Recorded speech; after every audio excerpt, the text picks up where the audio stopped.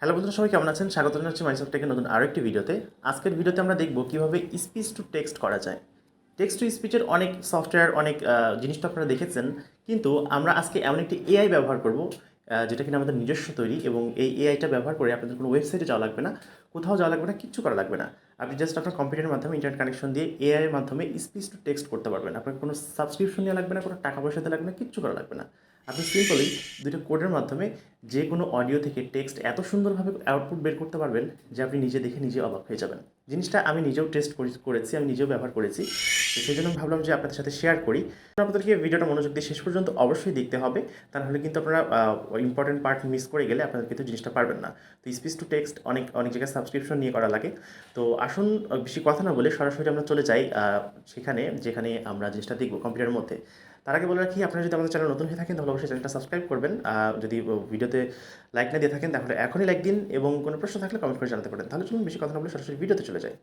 ওকে, তাহলে সবার প্রথমে আমরা গুগল ক্রোমে চলে আসবো আমাদের এআই টুলসটি ব্যবহার করার জন্য। তারপর এখান থেকে আমরা চলে যাব সরাসরি গুগল ড্রাইভে।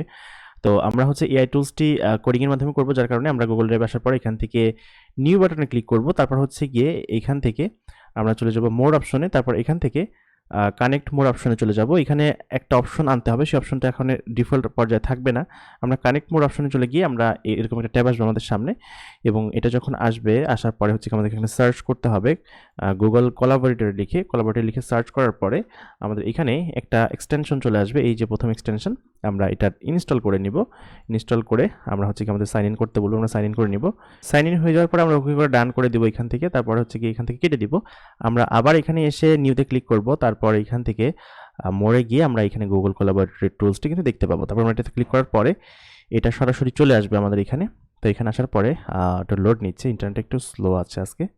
ওকে, এটা লোড হয়ে এরকম একটা পেজ আপনাদের সামনে চলে আসবে। তারপর এখান থেকে আমাদের সবার প্রথমে যে কাজটা করতে হবে, এখানে রান টাইম যে অপশনটা আছে সেখানে গিয়ে আমাদেরকে চেঞ্জ রান টাইপ এখানে আসতে হবে। তারপর এখান থেকে নান ক্লিক করে এখান থেকে জিপিইউ সিলেক্ট করে দিতে হবে।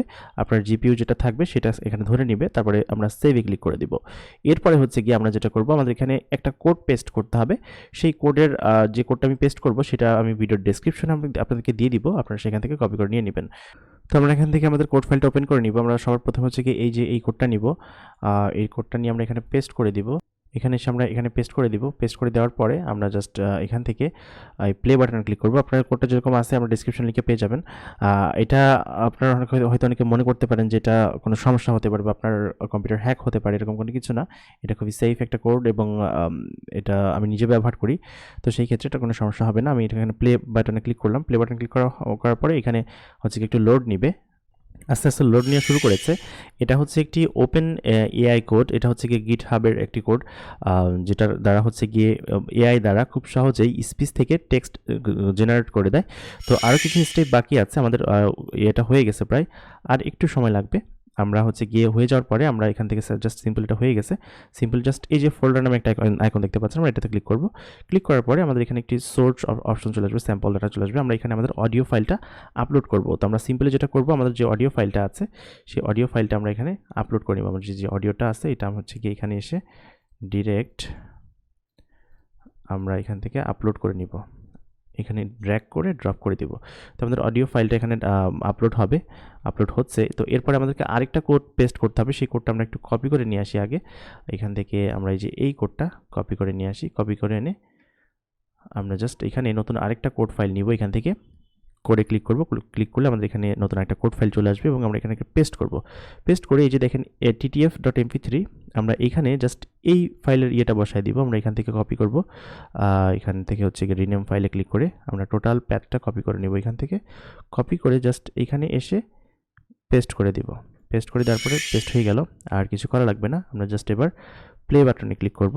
ক্লিক করলে এবার দেখুন এআই কি করে দিচ্ছে আপনি দেখেন। এই অডিওর মধ্যে যত অডিও আছে আর কি, ইংলিশ ভয়েস আছে, সেই ইংলিশ ভয়েসটাকে আমাদের হচ্ছে কি কিছু সময়ের মধ্যে আস্তে আস্তে করে ইংলিশে কনভার্ট করে দিবে, টেক্সটে কনভার্ট করে দিবে। তো আমি এরকম ওপেন এআই অনেক জায়গায় দেখেছি যারা কিনা টাকা নিয়ে করে দেয়, কিন্তু এরকম ফ্রি কোডের মাধ্যমে এত সিম্পলভাবে গুগলের একটা টুলস ব্যবহার করে এত সুন্দরভাবে এই জিনিসটা বের করা, আসলেই খুবই চমৎকার বিষয়। বর্তমানে যুগটাই চলছে কিন্তু এআই এর যুগ। আস্তে, আস্তে কিন্তু এআই ব্যবহার করে মানুষ অনেক কিছু করছে। তো সিম্পল একটা কোডের মাধ্যমে যদি স্পিচ টু টেক্সট করা যায়, তো এটার মাধ্যমে কিন্তু আরো বিগ আইডিয়ার প্ল্যানও করা যায়। এটা দিয়ে কিন্তু একটা ওয়েবসাইটও দাঁড় করানো যায় এই কোডের মাধ্যমে। তো যাই হোক, এটা আমাদের হয়ে আসতেছে আস্তে, আস্তে। এখন পর্যন্ত লোড নেয়নি। আমরা একটু ওয়েট করি। আমি আউটপুটটা হয়ে যাওয়ার পরে তারপর আপনাদেরকে আবার দেখাচ্ছি। বুম! এইখানে কিন্তু আমাদের একদম শুরু হয়ে গেছে। টাইম টু টাইম কতক্ষণ কতটুকু বকবক করেছে, কতটুকখানি ভয়েস ছিল এবং ভয়েসের মাঝখানে কতটুকু অডিও টেক্সট ছিল, সব কিন্তু আস্তে, আস্তে হয়ে যাচ্ছে। এখানে দেখুন যে টাইম টু টাইম টাইমলাইন আকারে। শুধু এটাই না, এটা হয়ে যাওয়ার পরে আমাদের এই পাশে কিছু ফাইল আসবে। মানে এই ফাইলগুলো আপনি আপনার সুবিধা মতো এসআরটি ফাইল আছে, টিএক্সটি ফাইল আছে, সাবটাইটেল ফরম্যাট আছে, সব ফরম্যাটে আপনি ডাউনলোড করতে পারবেন। তো আমাদের জিনিসটা এখনও পুরোপুরি কমপ্লিট হয়নি। বুম! হয়ে গেছে আমাদের জিনিসটা পুরোপুরি কমপ্লিট। এবার দেখুন এই পাশে এমপি3 ফাইলের সাথে একটা জনসন ফাইলও কিন্তু দিয়ে দিয়েছে। মানে কি নেই এটার মধ্যে আপনি দেখেন। জনসন ফাইল দিয়েছে, এসআরটি ফাইল দিয়েছে, আপনি এটার সাবটাইটেল হিসেবে ব্যবহার করতে পারবেন।